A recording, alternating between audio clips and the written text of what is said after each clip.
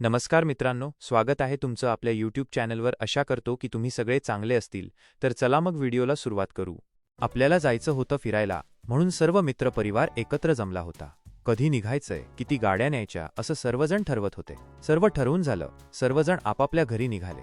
घरी येताच पावसाने सुरुवात केली. मनामध्ये एकच विचार येत होता, पाऊस असाच पडत राहिला तर कसं जायचं.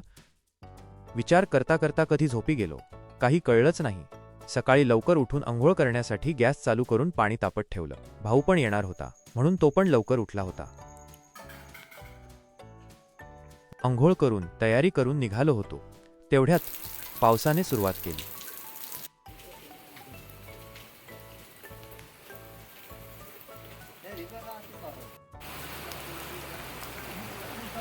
पाऊस थोडा कमी होताच आम्ही प्रवासाला सुरुवात केली. सर्व मित्र एकत्र झाले आणि प्रवासाला सुरुवात झाली. थोड्याच वेळाने आम्ही कसारा घाट चढायला सुरुवात केली.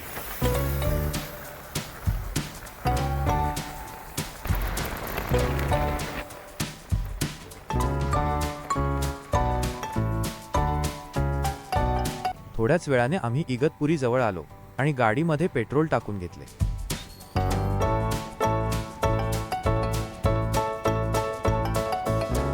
आणि पुन्हा प्रवासाला सुरुवात केली.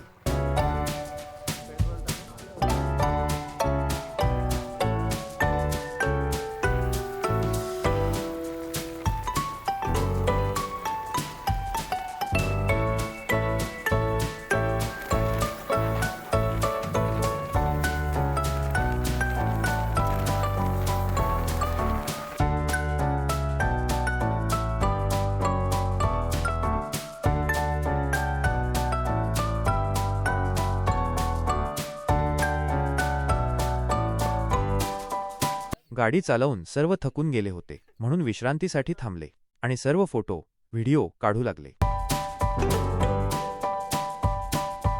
वेळ वाया न घालवता आम्ही प्रवासाला सुरुवात केली. थोडा पुढे येताच चिखलाचा अंदाज न आल्यामुळे सागरची गाडी चिखलात फसली. सागर आणि जय गाडी काढत होत. मागे पुढे करून त्यांनी गाडी चिखलातून बाहेर काढून परत प्रवासाला सुरुवात केली. सकाळी नजारा खूप सुंदर असतो, म्हणून सर्वांनी आपापल्या गाडीचा वेग वाढवला. रस्ता एकदमच हवेसारखा व नागमोडी वळणे होती, म्हणून सर्वांनी गाडी चालवताना खूप मजा करत होते.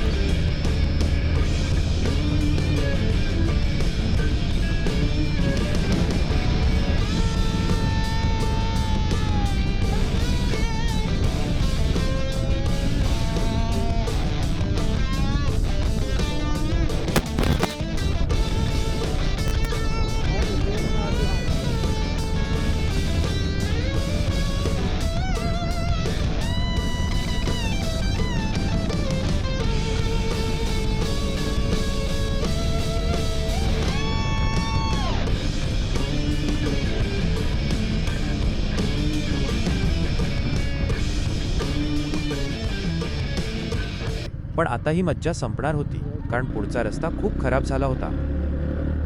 पण हिम्मत करून आम्ही प्रवास चालू ठेवला.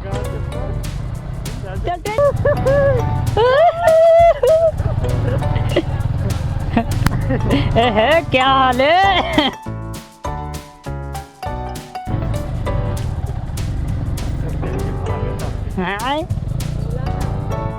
काही काही जण पुढे जाऊन आमची मज्जा बघायला परत खाली आले होते.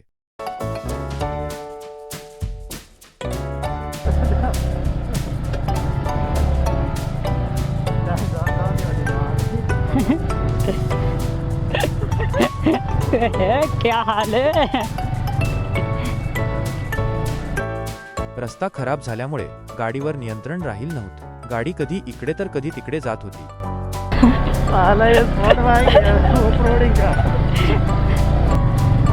इकडे थांबू दे.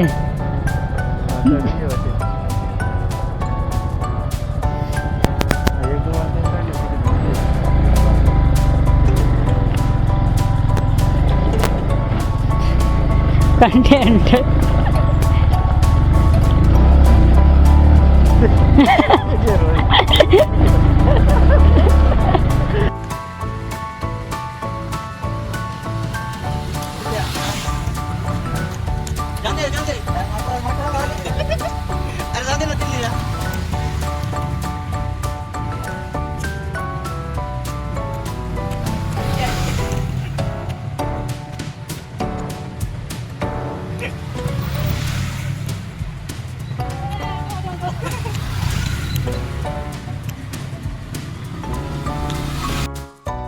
पण एकही मित्राने आपली गाडी पाडू दिली नाही आणि चांगल्या रस्त्यावर येऊन पोचलो.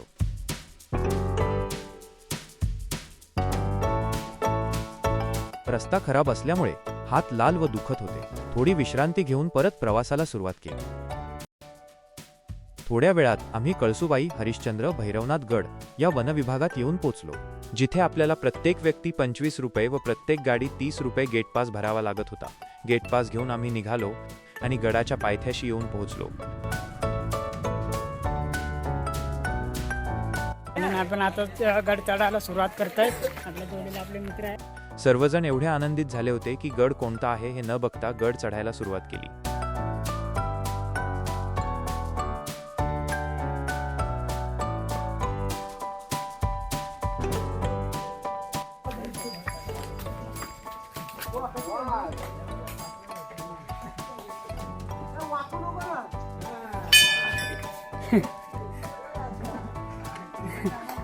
आताशी तो सुरुवात केली. सगळ्यांच्या चेहऱ्यावर 12 वाजलेत, अजून तो खूप चढायचा बाकी आहे. चल ना, तुला जेवण बनवून ठेवला वरती सासूसने माझे.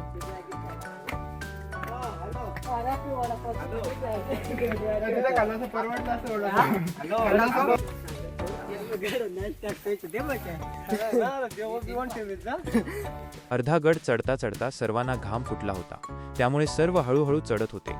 गड चढता चढता सर्वांना लाल रंगाचे खेकडे दिसत होते. ते बघून सर्वजण आश्चर्यचकित झाले. थोड्याच वेळात आम्ही 2 बाजूंच्या मध्ये येऊन पोहोचलो. सर्वांना वाटलं की एका बाजूला मंदिर आहे व एक बाजूला कडा आहे, म्हणून सर्वजण पहिल्यांदा मंदिरकडे निघाले. वरती चढताच सर्वजण इकडे तिकडे झाले. कोणी फोटो काढत होता तर कोणी व्हिडिओ.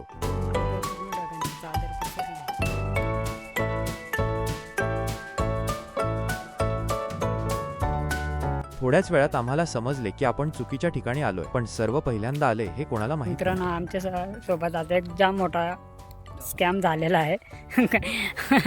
कोकण कडा म्हणून दुसऱ्याच गडावरून फिरत होतो. हरिश्चंद्रगड म्हणून भैरवगडावर फिरत होतो. आता एवढं समजलं आम्हाला की आपण दुसऱ्या ठिकाणी आलोय. आता परत 5-6 किलोमीटर परत गाड्या घेऊन तिकडे खाली उतरून परत जावं लागेल.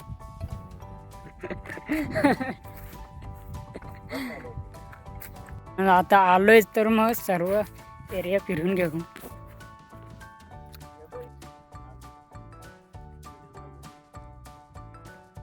आणि आजूबाजूला खूप गुफा आहेत, पण मी तेवढं आतमध्ये जाणार नाही, कारण मी आता सध्या एकटाच आहे. आणि दुसरी गोष्ट म्हणजे आम्हाला खूप टायमिंग झाला. आपण कोकण कड्याला पण जायचं आहे, त्याच्यामुळे आम्ही थोडी घाई करतोय. जास्त कुठं फिरत नाही बसत. इथं पण एक मंदिर आहे, आता सध्या मी तिथं जात नाही, कारण आता आम्ही निघलोय खाली. इथं काय आहे ते माहित नाही. सर्वजण तोंड पाडून खाली उतरले आणि हरिश्चंद्र गडावर जायचं की नाही याचा विचार करत होते. मित्रांनो, आता खाली उतरलोय. पण लय थकलोय. बघा इकडे ही मंडळी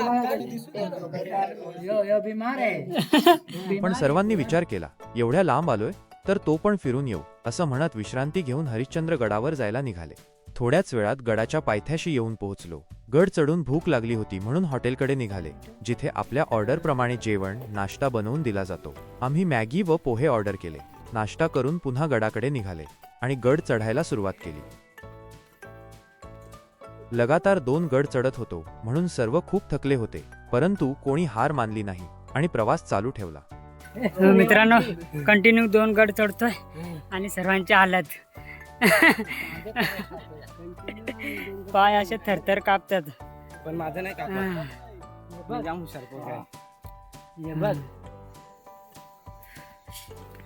सर्वजण वातावरण व निसर्गाचा आनंद घेत पुढे जात होते. थोड्याच वेळात आम्ही गडाच्या वरती येऊन पोहोचलो व मंदिरात जायला निघाले. तर पाहिलं मित्रांनो, आम्ही तिथं झोपड्यात तोपर्यंत येऊन पोचलोय आणि या साईडला इकडे मंदिर आहे. आता तिकडे जाणार आहे. पण खूप थकलो आहे की बघा असं करतोय. हा थकल्यामुळे आवाज पण वेगळाच येतोय. मंदिरात जायच्या आधी चप्पल बूट काढून ठेवले व हात पाय धुवायला गेले. हात पाय धुवून मंदिराकडे निघाले. मंदिरात दर्शन घेऊन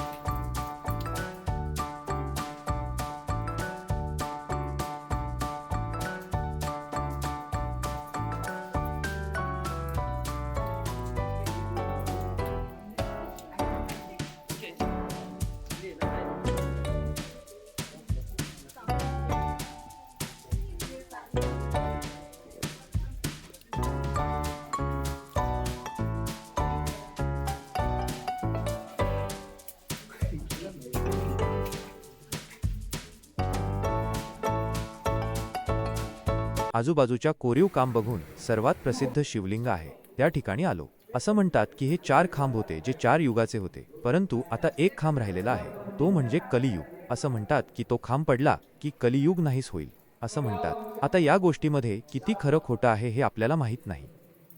सर्व कोरीव काम बघून त्या ठिकाणी असलेला कोकणकडा बघण्यासाठी निघालो. थोड्याच वेळात आम्ही कड्याजवळ पोहोचलो आणि नजारा खूप सुंदर दिसत होता. कोकणकडा हा महाराष्ट्रातील सर्वात उंच कडा मानला जातो, ज्याची उंची 3000 फुटांपेक्षाही उंच असा हा कडा महाराष्ट्रातील सर्वात उंच कडा आहे. हा कडा रोमन लिपीतील यू ग्रा अक्षराच्या आकाराचा आहे. हा इतर कड्यांसारखा 90 अंशात नसून बाह्य गोल आकाराचा आहे. समोरून बघितलं तर नागाच्या फण्यासारखा दिसतो. या ठिकाणी आलेले सर्व पर्यटक फोटो व्हिडिओ काढत होते. सर्व फिरून झाले, आता वेळ झाली होती घरी जायची. फोटो व व्हिडिओ काढून आम्ही घरी निघालो. फायनली मित्रांनो सगळं फिरून झालंय. आता चालू आहे आम्ही परत घरी. धोका बघू शकता.